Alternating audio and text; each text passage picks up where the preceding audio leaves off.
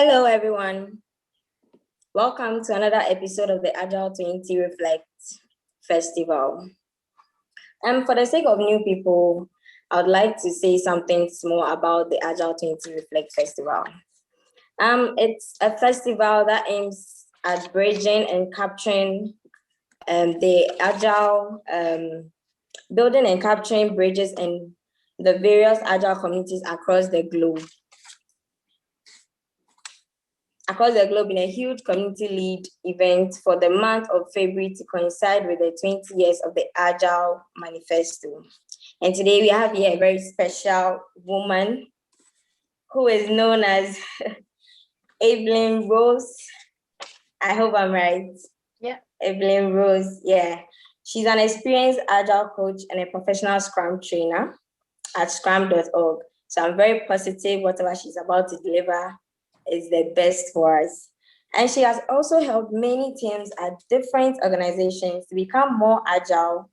And some of these organizations are Vodafone Ziggo, Philips, APG, Rabobank, ING, etc. She also loves starting up new teams and to support teams to become high performing. Evelien will be speaking on the topic 5 ways to boost your Scrum. And hello, guys, if you have any questions or any contributions, you can unmute yourself and ask or contribute, but that will be done after her talk. So without much further ado, let's welcome Evelien. Great. So thank you for that introduction, Annabelle. And welcome everybody to this talk. I see someone has found the menti.com already, but we have few participants. So we can just, if we want, use the Zoom functionality and just talk about it. So can anybody share something that you can do to totally mess up your Scrum?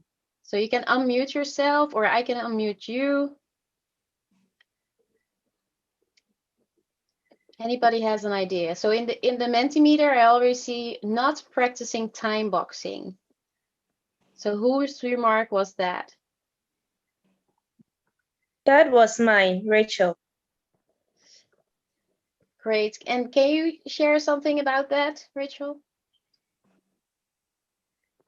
Okay, so I personally think that if you extend your time boxing, the 15 minutes of daily stand-up, it actually messes up the Scrum, the practice of Scrum. Yes. Very well.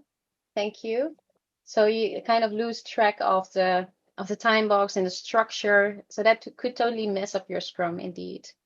So any other ideas from the participants that you want to share? And I'm just checking with the panelists. Do we have a waiting room or is everybody in now? So we can start. You can start, please. Great. Okay. So I'm not going to share this because we have one result.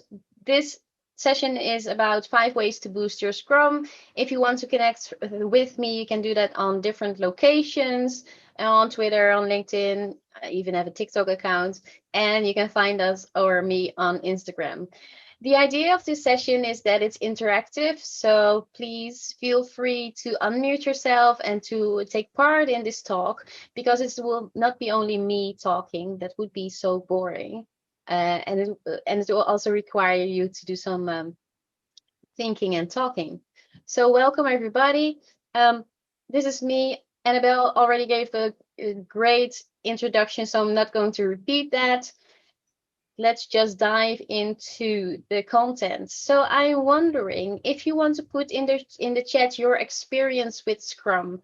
So is it 0 to 2 years, 2 to 5 years, or 5 to 10 years, or even more? So please write that in the chat. If you can do that for me.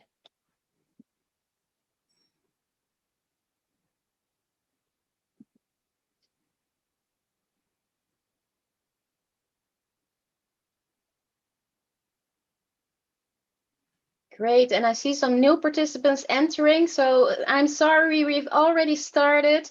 The first question I asked is if you want to put in the chat your experience with Scrum, just to get an idea of how deep we need to go into the Scrum and how fast we can go. Annabelle?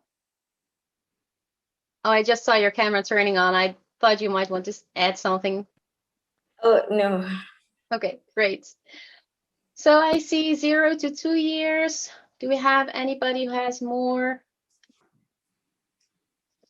experience in Scrum? Maybe of the new people who were joining? Yeah, okay, great. Yeah, so we see 0 to 2 years.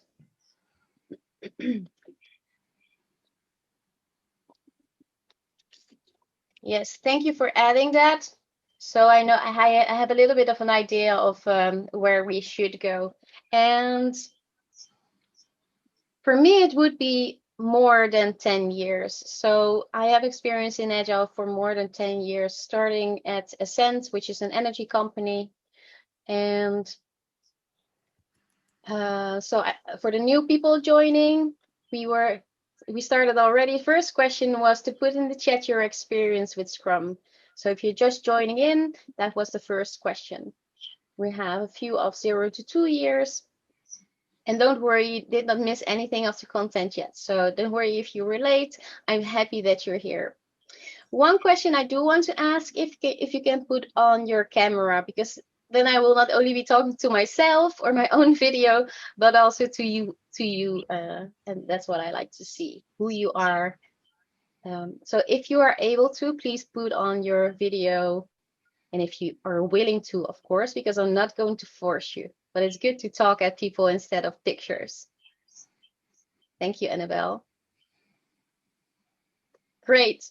So talking about Scrum and how to boost your Scrum, it helps to get a little bit of the background behind it. And I always use this in the training. So this is a picture that comes from a professional Scrum Foundation training, and it shows you the difference between Scrum, which is the green line, and the red line, which is waterfall. And this is also really eye-opening to most people to say, okay, what about visibility? In the Scrum environment, we see that the visibility is a lot higher than in a traditional way of working, where we see that you are very visible at the beginning of a project or a product, but when you start working on it, you're not visible at all. You start designing, you start building, and then at the end of that product or at the end of that process, you come into the air again, or you come above water again. And in the Scrum environment, we say you are very visible, because after every sprint, you are checking if you're doing the right thing with your stakeholders, and if you need to continue or that you need to adjust. So that's what this first graph is about. Let's take a look at the second one. So the ability to change. So if you are working in a traditional waterfall way, you probably have a set of requirements that you need to finish. Could be even up to 800 requirements. I have seen that happen in traditional project-driven environments. And if you have started with that project, it is a lot more difficult to change if a client or a guest or a customer thinks about, okay, but I need this, or I need this improvement. So it's very hard to change. So the ability to change in a Scrum environment, well, you have the ability to change constantly. Every sprint, you are inspecting and adapting the results. So if anything goes wrong, or if anything is different than what the stakeholders have expected, you can change oftenly. So that is another big difference between Scrum and Waterfall. Let's take a look at the next one, which is about business value. So in the Scrum environment, if you are working with Scrum, then you see that the business value could already start working, that you're already delivering business value from the start. And how is that possible? Because every sprint you want to deliver some functionality to your stakeholders. So you're already maybe in the first phases of your project or your product delivering business value. In the waterfall environment, you only have that at the end. So you are delivering, but at the end, boom, you have that business value that is requested by your client. And then the next one, which is about risk. Well, we try in Scrum environment, we try to eliminate risk as soon as possible. So by maybe picking up the most difficult items first and finish that or finish those.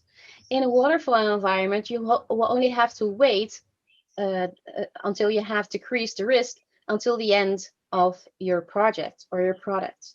So these are really nice visualizations to indicate what the difference is between the Scrum way of working and the waterfall way of working. Well, since you all have experience with Scrum, I probably, or I assume that you already have experienced these advantages. So if we look what Scrum really is about, well, it is about, the sole purpose is about delivering done increments, right? Delivering done stuff at the end of every sprint, delivering done increments, delivering usable increments that can be used by your clients, your guests, your stakeholders, whatever you are building. These done increments are delivered by self-managing teams, self-managing Scrum teams, where we say these teams are responsible for the why, the what, and the how. So we want them without any external push or external lead. We want them to be self-managing and to take the responsibility of their own choices. We are using empiricism to check if we are on the right way. So empiricism has 3 pillars: transparency, inspect, and adapt. And how we do that? Well, we are using the Scrum framework and using the Scrum values. Scrum framework is the image on the right, and the Scrum values, we will get to that in a moment. So we now have three more results in the Mentimeter. So I will read them out because it's a low number of entries. So it's low motivation, not practicing time boxing, and members new to Scrum team. So these things could mess up your Scrum. And the question is, well, but what can I do about this? And if you have specific questions about one of these things, we will get to that at the end. So there will be time for questions after the session, so you can always ask questions about that. But let's now look at how to boost your Scrum, because that's what this session is about, right? 5 ways to boost your Scrum. And the first one is, well, we are using Scrum or the Scrum framework, and it consists of these elements. And we say 3-5-3 because it has 3 accountabilities, 5 events, and 3 artifacts. And in this case, we say, well, if you see Scrum as a game, then these are the playing rules. And those playing rules are the same for all teams that are using Scrum. And it becomes more complex or more complicated if you are adjusting these Scrum rules or these playing rules, right? So in soccer, we have these certain rules, and no matter if you are just starting like a 4-year-old on a football field or a soccer field, or you're in the Premier League, the rules are still the same. Well, they differ a bit because, well, the 4-year-olds don't have all the rules, of course, but you get the idea. The most of the rules are the same. And if you are in a professional soccer match and you're just saying, okay, well, just let's skip the offside rules, or, well, just say that you can use your hands now from now on, that will make it very complicated or complex for all the people playing. That's the same with Scrum. So in Scrum, we have these rules, and of course, you can use the Scrum framework and interpret the rules or play by your own tactics or your own strategies, but the basic game rules are for everybody. So if you have missed the beginning of this session, there was a remark to grab sticky notes or to grab some paper to write some stuff down, because I'm going to ask you to write a few things down, which we will use in a later stage. So now is the moment, if you have not done so, to grab a paper and to write on that paper 353. So just grab a paper and write down 353. And if you know where the 353 stands for, add that to your paper. So I'll give you a few seconds. Maybe if you have not grabbed some paper, you can do that now. So write down 353. And if you also know what the 353 stands for, just add that to your paper. So I'll give you a few seconds for that. Give you some time for that. Also, if you missed the beginning, I said it was going to be an interactive session. So it's not going to be me talking for the next hour. It will also be you to do some thinking. So 353.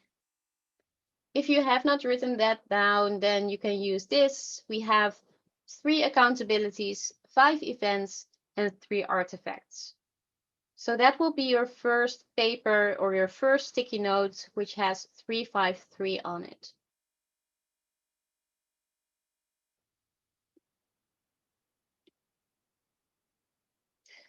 So if you add these up, then you have 11 elements of Scrum. And we say if you want to do Scrum well, you should use these playing rules or these game rules. If you are adjusting these, then you're probably not getting the most value out of the Scrum or out of the Scrum that you're using. What is also interesting is that if you are using Scrum and you are adjusting it along the way, well, maybe you are not fully using Scrum, but you are using fake Scrum, or you're using Scrum bots, or even we call it zombie Scrum. You are not getting the most value out of Scrum, and it looks like Scrum, but it does not have the beating heart of Scrum. So that is what we call zombie Scrum. It's also, if you're not using the values, it could also be that you're not getting the full potential out of your Scrum. So just play by the rules. How you do that, so your own strategy and tactics, that's up to you. So in the most recent version of the Scrum Guide, you see that it has become less prescriptive. So it does not really tell you how you should do stuff, but it tells you what you need to do. So these are things that you need to do if you want to get the most value out of your Scrum. Well, there's another way to boost your Scrum, and that is to unleash your Scrum Masters. So if you are a Scrum Master and you're working in an environment where you are just the scribe for the team, or you're just the admin of the team, probably as a Scrum Master, that's not the most nice job to have. But the Scrum Master role is far more than that. So it's also about how to get your people or how to get your team from a mediocre team to a high-performing team. And how you do that, well, that again is up to you. But you can look into ways where you can stimulate collaboration or innovation and help that team really to go into a high-performing state. So you're not just the admin or the secretary or the coffee clerk, or, well, you're even not the Scrum police. That's not the things that we want our Scrum Masters to be. We want our Scrum Masters to be teachers, mentors, facilitators, and trainers. And as a Scrum Master, you're also expected to be the change agent within your organization. So you should also find out, or you should also try to look more into how can I help this organization to work better with Scrum? Because that's actually one of the things that we expect you to do as a change agent. So unleashing your Scrum Master. So here's the second question, and I want you to write it down on a separate sticky note or a separate paper, and I want you to think about why is the role of the Scrum Master so important? So I've just given you some nudges, so you might have an idea. So write that on a second sticky note, write down the number 2, and answer the question, why is the Scrum Master role or accountability so important? I again will give you 30 seconds for that. So think about that. Why is it important?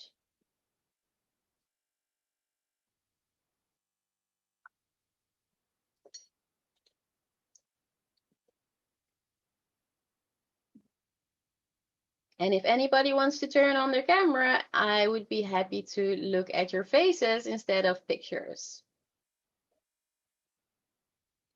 So that's a way to boost your Zoom meeting, right? To put on your camera would be great.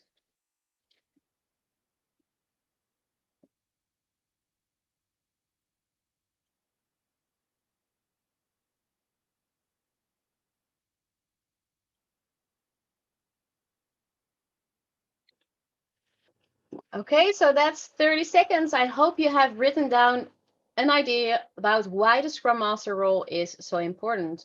And for me, these are the reasons why a Scrum Master role is so important. Well, you support in managing the Scrum process. So one of the tasks that you have to do as a Scrum Master is to make sure that the Scrum process is followed. So you're manager of the Scrum process, you could say that. Also, you try to, through continuous improvement, to help your Scrum team to get better and better. So you have experience in Scrum, so you also have experience the sprint retrospective. Let's say that you have sprints of 2 weeks. Well, then you have 26 times a year to improve your team, or to improve how they are collaborating, or how they are working together, how they are developing. So as a Scrum Master, you can support them in that. And I also said, well, you are not the secretary of the team. You're not the holiday planning registration person. You're even not the admin of Jira or Azure DevOps, creating burnout charts and that kind of stuff. You're also not the Scrum police. So you're not saying, well, this is wrong because it's not in the Scrum guide. Please try to find ways where you can improve on that. So you're not just saying, okay, this is wrong because it's not in the Scrum guide. You're trying to find out why they're using it, or why they're having challenges with that. So you're not just a Scrum Master. You're not just a Scrum police saying, okay, this is wrong because it's not Scrum. Also, what Scrum Guide does not say that a Scrum Master role is a full-time job. But I think if you want to do it well, then you don't see it as a side job. So it's not something that you do on the side. It's really something like a full-time role where you can experiment with stuff, and where you can try out, okay, this is working, this is not working. And I see some great remarks in the chat also. So I'm just going to find out what you've written. Scrum Master role is important because he or she has to facilitate planning, provide guidance, and remove impediments. Yes, that is what we do as Scrum Master, but it's so much more. It's also about the people role. So the next answer in the chat is, the Scrum Master helps product owners understand and adhere to Scrum techniques and practices. Yeah, so you are also supporting your product owner with maybe estimation techniques, or how you can order the product backlog better. So that is also part of the Scrum Master role. And then we have Rachel says, the Scrum Master role is important because he or she has to facilitate. Oh, that was the same. Sorry, that was the same answer. So it's not only facilitating Scrum events, but it's also facilitating teamwork. It's also facilitating communication. And I think that makes the role far more interesting than you just being the head of a meeting. And the last thing, which is on the slide, is you're not only a team coach, but an Agile coach. In a lot of organizations, we see a Scrum Master, then we have a Scrum coach maybe, and then we have an Agile coach. But the way the Scrum Master role was intended is that you as a Scrum Master are also the Agile coach. You also look into the organization where Agile working or Scrum way of working can help you to get better or to help you to get more usable results. So unleash your Scrum Master. That's the second way to boost your Scrum. Then we have the third one, and that is practice level 5 leadership. So this goes into the leaders that are surrounding us. Level 5 leaders, they gather the right people around them, and they are not the one that are the egocentric, how do you call that? The egocentric, the people that say, okay, look at me, I really brought this organization or I really brought this team to life and I'm so successful. So that is not level 5 leadership. There was a research done by Jim Collins a time ago, and I let me see if you can see this. The book From Good to Great is a very interesting read if you want to know more about what drives an organization. How do we get from a good organization to a great organization? And that those organizations that were great, they had a resemblance in their leadership. And they have identified 5 levels of leadership that might help you to understand, okay, what type of leader am I currently encountering? And if you want to boost your Scrum, it is good to have a leader that supports you. It's good to have a leader that is open for feedback and that will take your advice and do something with that. So there are 5 levels of leadership, and I will not go into them all because, well, Jim Collins has written a great book about that.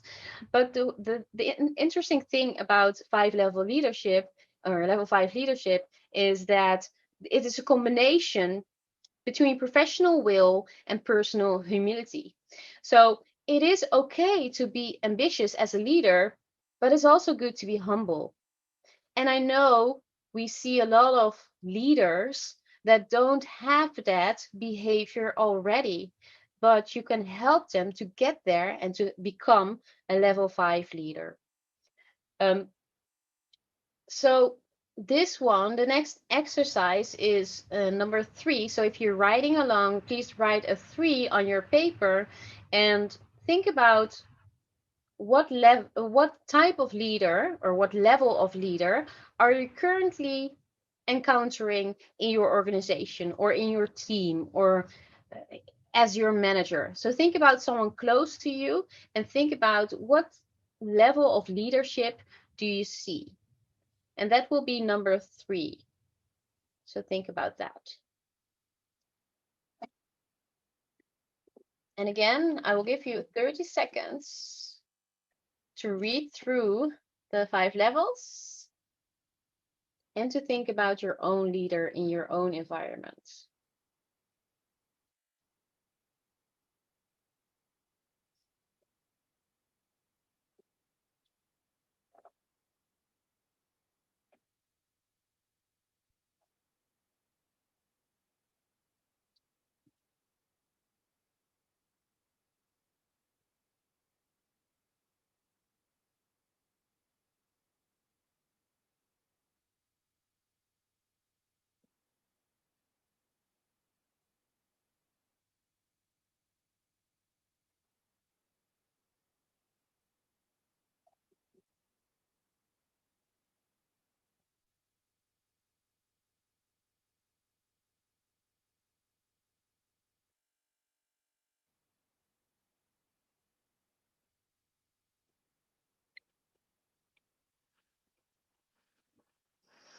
So that was number 3. So if you have in your environment a leader which is not on level 5 yet, you can help him or her to get to a level higher. Level 5 leaders have gone through all these other levels. So a level 5 includes level 4, 3, 2, and 1. And the way this works is that you can always have a leader which is maybe on level 1 or 2, and how can you get them to a level higher? By giving them feedback. And feedback is not talking behind their backs at the coffee machine, but it's giving them feedback. So try to support your leaders so you can become more high performing, and that you create an environment where people can flourish. The fourth thing that you can do to boost your Scrum is to think about the Scrum values. And sometimes people think, okay, the Scrum values, they're kind of fluffy and I don't know what they really mean. So they're on the screen right now. So you see focus, openness, commitment, courage, and respect. And the way I remember them all is like the abbreviation FOCR. So FOCR is focus, openness, commitment, courage, and respect, just in the order that they are here. And if you are using Scrum or the Scrum framework without paying attention to the Scrum values, then you could be doing zombie Scrum. You're just using the framework, you're just using the tools without having any attention for the Scrum values. And these values are so important because they are seen as the lifeblood of Scrum. And like I said earlier, if you're not using the values or you are not living through these values, it could be that you're doing zombie Scrum. It looks like Scrum from the outside, but it does not have the beating heart of Scrum, like these 5 values. And still they remain a bit fluffy for everybody and for some people, and they say, I don't know what to do with this. So the fourth exercise is to think about what is the anti-value of this Scrum value. So what is the opposite of having focus? So that will be the fourth exercise that I'm going to ask from you to write down. What is an anti-value for focus? What is an anti-value for openness? And because it's 5 values, I'm going to give you 2 minutes for that. So please think about what is the Scrum value and what is the anti-value of that Scrum value. So I'll start the timer for 2 minutes. Please write it down on your 4th sticky note or your 4th paper or whatever you're using to write on. And I will shush for 2 minutes. Hush.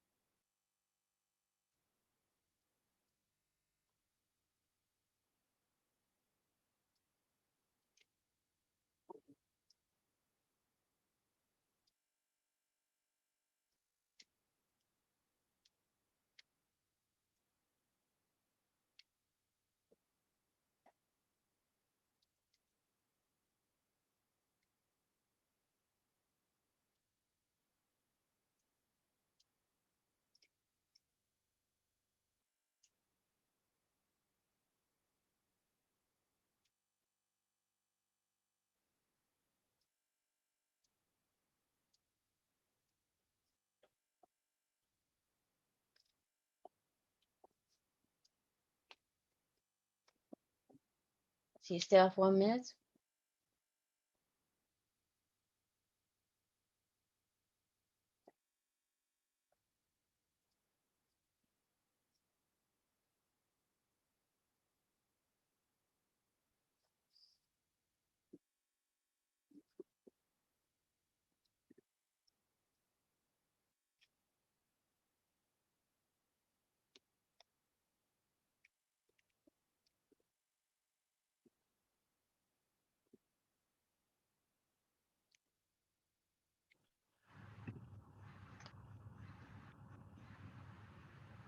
Okay, so that was 2 minutes.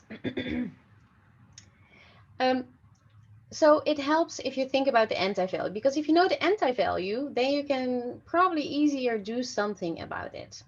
So let's check out what we can do with it. So if you want to improve on using the Scrum values, it's good if you learn to live by the Scrum values. But that's easier said than done, right? As a Scrum Master, or if you are in the Scrum environment or an Agile coach or whatever, what we try to do is first try to influence behavior. Because those small behavioral things, they grow into habits. And those habits, they grow into a culture or a mindset.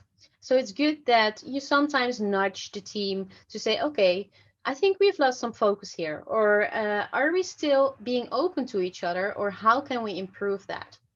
So a few of examples to live more by the Scrum values is to discuss them during sprint retrospective.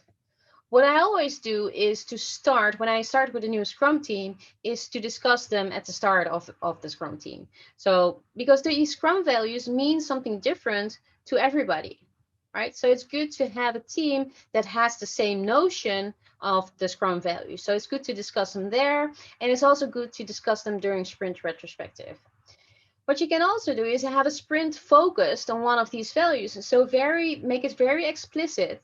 And say, okay, this sprint we're going to focus on commitments.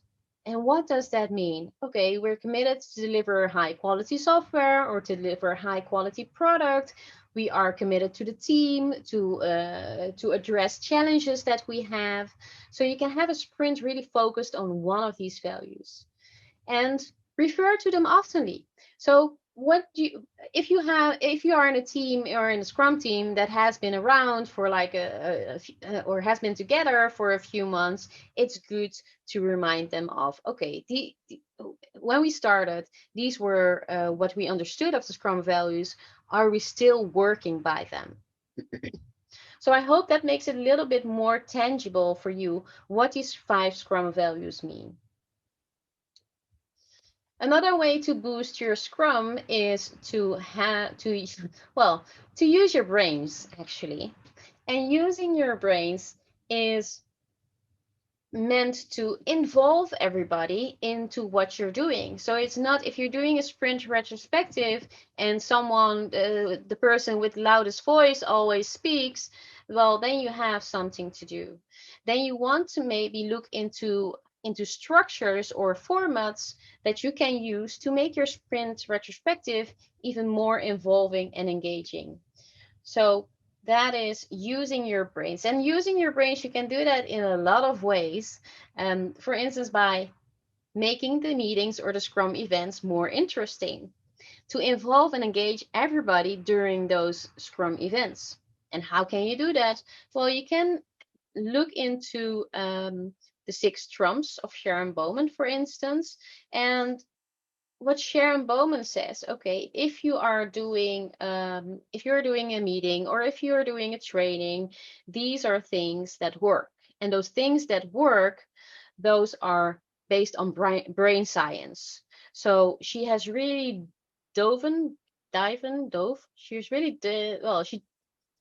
she dove into brain science, and she has created 6 trumps. I will get to in a moment. What you could also do is to use liberating structures.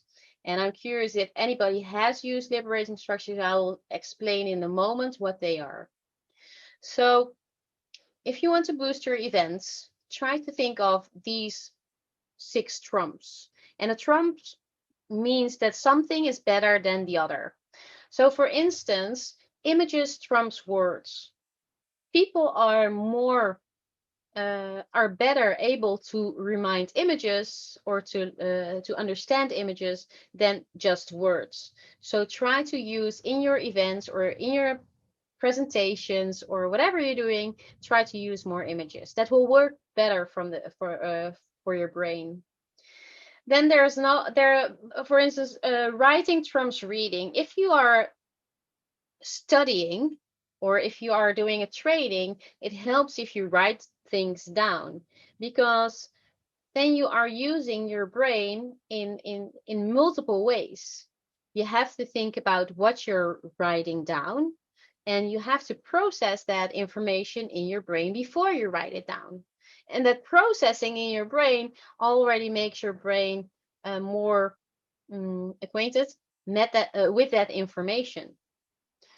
Another one is shorter trumps longer. And shorter trumps longer means that don't do like 2-hour sessions. Make them shorter. What I've done with the backlog refinement, the product backlog refinement, for instance, we used to have like a 2-hour meeting where we discussed all the product backlog items that need to be refined. But of course, people were weary and they thought it was boring. So they, so they kind of, their brain turned off. After 10 minutes, your brain turns down. It goes into a kind of hibernating state. And if nothing changes, then your brain stays in that state. So try to do shorter meetings, shorter events, shorter training, shorter presentations to keep your brain involved. Question to you, do you recognize any of these trumps in this session? There's one thing that we have not addressed, and that's movement from sitting. So what I'm going to do is ask you to get up, stand up, and do some stretching. So make yourself wide, or just have some movement within your body. And it might seem strange, but since we are already 42 minutes into the talk, I can imagine that your brain has turned off. And while if you are moving, then oxygen gets to your brain and it will help you to focus on the presentation for the next few minutes. So movement from sitting. Make sure, because when you're moving, then you get oxygen to your brain, and that gives your brain a boost. So if you have not tried that, please do that. Get up off your chair and just move around a bit to get that oxygen to your brain, to get that blood flowing. I also promised you to say a little bit about liberating structures. And liberating structures, well, they are used to move away from boring presentations, managed discussions, open discussions, status reports, and brainstorm sessions. And they are 33 or maybe even more structures that you can use to make those meetings better. I'm not going to discuss them all 33 because, they are very well explained on their website. So they also have a book. I have it here. It's called The Surprising Power of Liberating Structures. So if you want, yes, like this.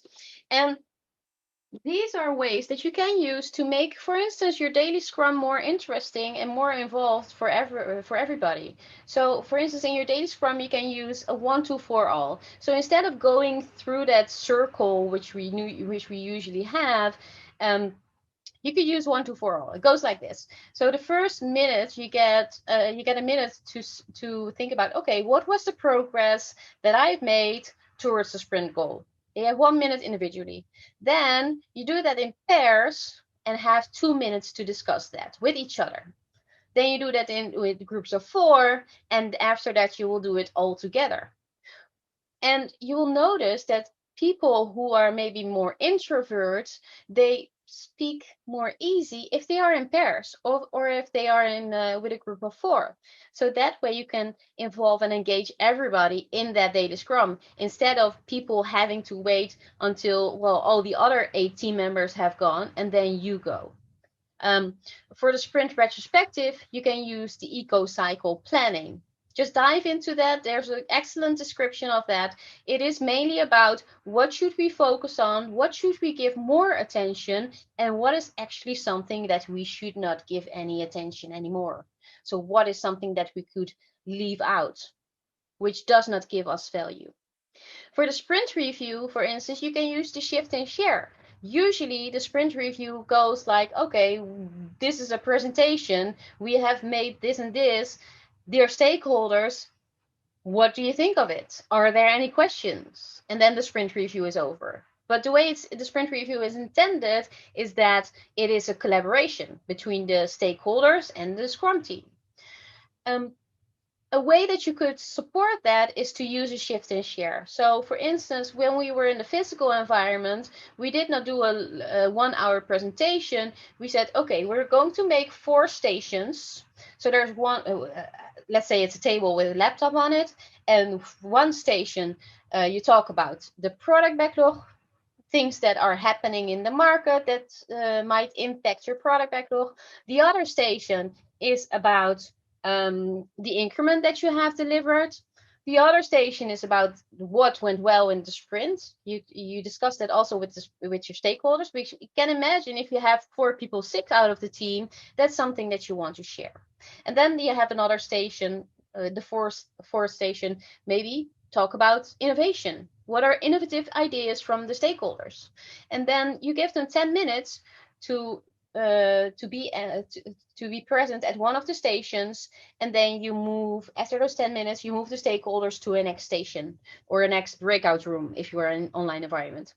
And in this way, everybody gets a chance to look at what you're presenting and also to give feedback, right? So it's not only the hippo in the room talking, the highest paid person, the hippo, but it gives everybody a chance to contribute. And for the sprint planning, you can use the celebrity interview, where you really dive into, okay, dear product owner, what is your vision for this sprint? What do you think will deliver value? And can you explain that a little bit more? So you're just like interviewing the product owner. Well, these ways, using brain science and using liberating structure, perfectly combine and can make your Scrum events even better. So for the 5th exercise, I want you to make a simple drawing of a brain on the paper and give it a number 5. So a simple drawing of a brain. I will give you 30 seconds for that.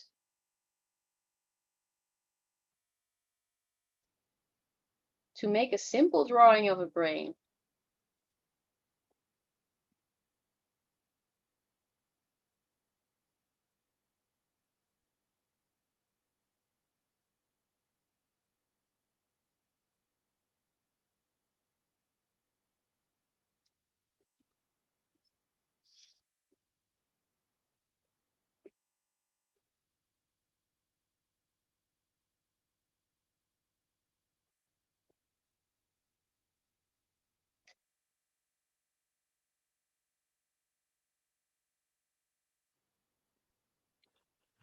And that's 30 seconds. This is my simple drawing of a brain. I don't know if you can see that because it's, yeah, here's my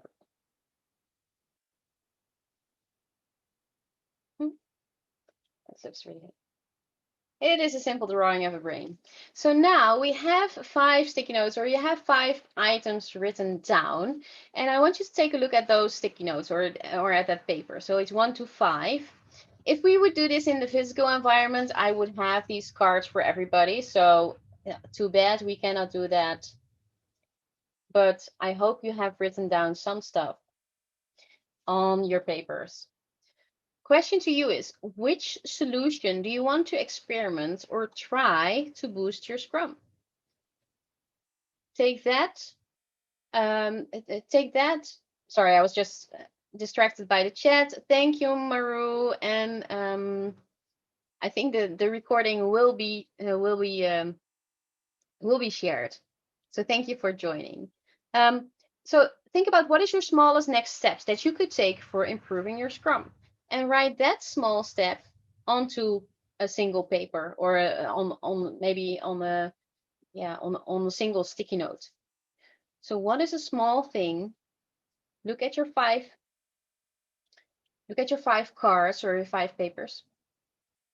And I will give you 1 minute to do so. So what is a small step that you could take? You have 1 minute.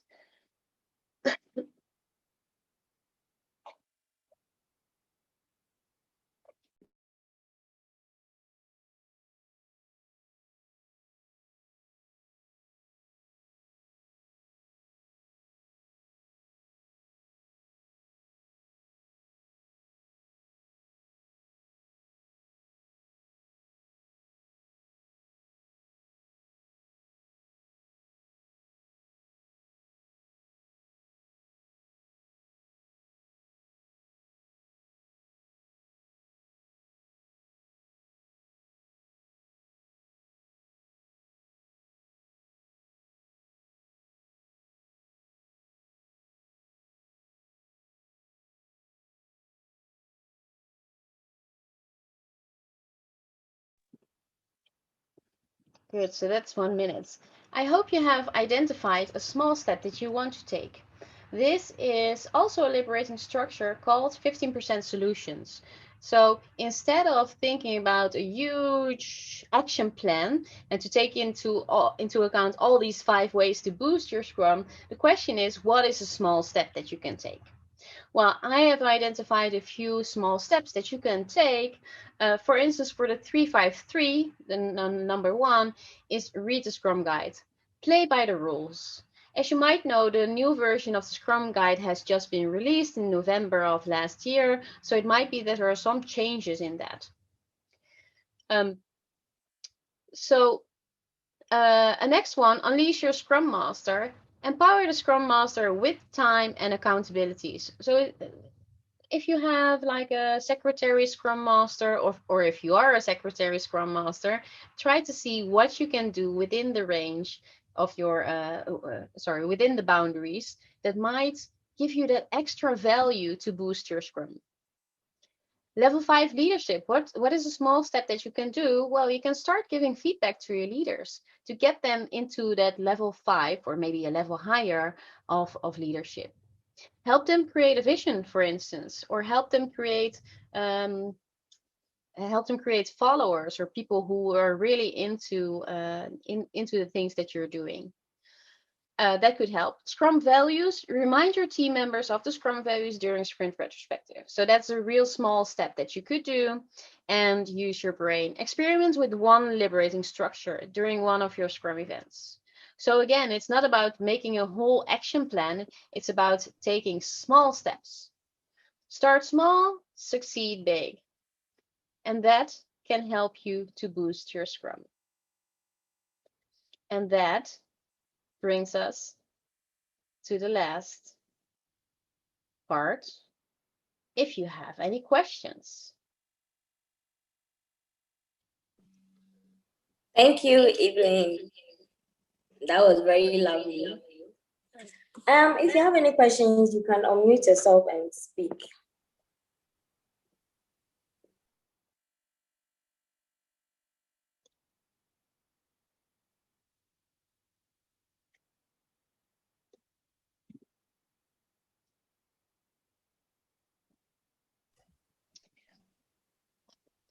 Any questions? I'm just checking out the chat or the Q&A. We have no questions there. Just looking at the chat if there's questions. I don't think so. Yes, Elizabeth. Hello, Evelien. Go ahead. I heard someone unmute. Yes. Yeah, that was a nice experience here. I'd like to know what should be the mindset of someone who wants to become a Scrum Master. What are the values that you should hold before you even decide? I think the most important thing about being a Scrum Master is that you like to work with people. And this is a misconception about the Scrum Master role that we see a lot, that it's about the tools or the events or the framework, but it's so much more than that. It's really about, can I get this team to be a better team? So it's really about diving into, okay, if you start a new team, what is happening there? Or if there's a conflict, how am I going to support my team with that?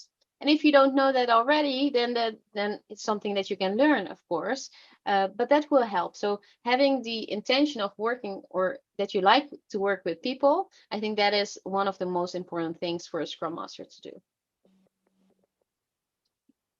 Does that answer your question enough, Echo, or are you looking for more? Yeah. That was great. Thank you. Great. And I saw another question of Elizabeth, or a raised hand by Elizabeth. I'm just going to stop sharing for a moment. Hello, Evelien. Yes. Hi. Hello. Thank you for a great session. I want to know, in terms of Scrum and being a leader, how do you draw the line between being very liberal at the same time being strict, and so as to get your your workers or your team to take you seriously in terms of anything you do? Yeah, so I think one of the things is that you want to make sure that everybody has the same starting point. So let's say like the 353, that is a great starting point. We have the Scrum framework, this is how it works, and we're going to try if it also works for us, right? So, but it's not about saying, okay, you're doing a daily Scrum for 20 minutes. That's so wrong because you have to do it in 15. It is about, okay, we are doing our daily Scrum. It takes us 20 minutes. What can we improve? And so you're always, instead of giving directions, you're always asking questions. And with asking questions, you will get your team more into thinking about, okay, how can I improve this? And it's not about you telling them as a Scrum Master how they should do it. It's more about having them think about it themselves. See, if you are always, if they have like obstacles or impediments, and as a Scrum Master, you are expected to solve those impediments, right? But it's not that you have to fix them all. As a Scrum Master, we expect you to fix the items that they cannot fix themselves. So first question as a Scrum Master you should always ask is, what have you done yourself to solve it? And if they say, okay, well, I have not tried anything, well, then it's up to them to first figure out if they can solve it themselves, because else they will never be able to solve it. If you always keep taking that away, they will never be able to solve it. And as a Scrum Master, you are facilitating. So you are asking questions. And one thing I always tell in the training, Scrum Master training, is reveal, not resolve. So you are, as a Scrum Master, you are not the one solving all the stuff. You are signaling, you are revealing stuff, but the team has to solve it themselves because we want the team to be self-managing. So that is, and it's a balance. Okay, so you always have to figure out, okay, if I'm going to do this, will they learn from it, or will they just miserably fail and will get fired? Because that's, of course, not what you want. You do want to support and you do want to help them. So it's something that you have to balance. But I would say if you have a new starting team, then you probably be more into setting boundaries and making sure that they understand Scrum. But if you have a more mature team, which is like working for maybe 1-2 years together, then they probably have experienced that self-managing. Then they're probably better at self-managing. Because self-managing does not happen overnight, right? It's not something that if you start a team that you can say, okay, from now on, you are self-organizing or self-managing. It's something that you have, as a Scrum Master, you have to help them with. Is that enough for you, Elizabeth? No, this is Jemima. Oh, Jemima, sorry. That's enough. Thank you so much. Great. Do we have any other question?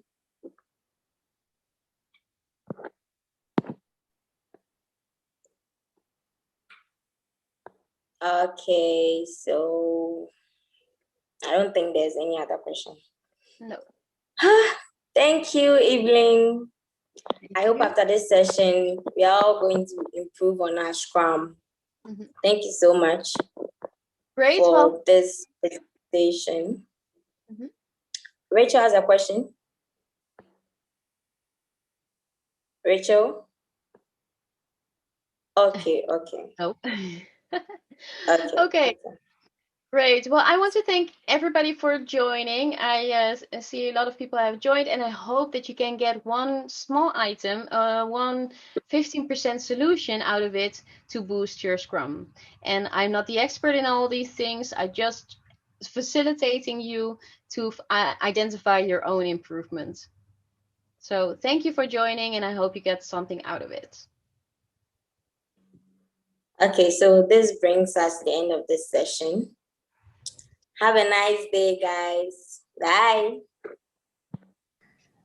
Bye. Thank you, Evelien. Thank you. Thank you. That was interesting. Great. Thank you, Eiko. Bye-bye. Bye, Dennis.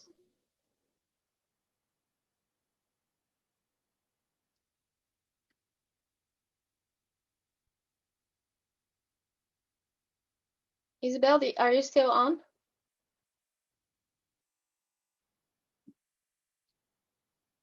Isabel? Yeah, I think she's offline. Yeah, I'm still on. Oh, okay. Will you stay on for a few minutes? Yeah, sure.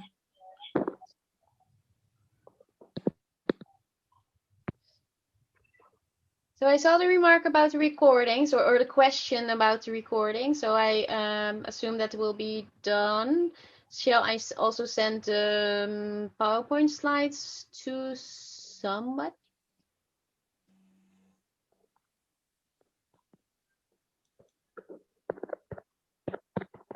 Yeah, so Evelyn, I think you can drop your PowerPoint presentation.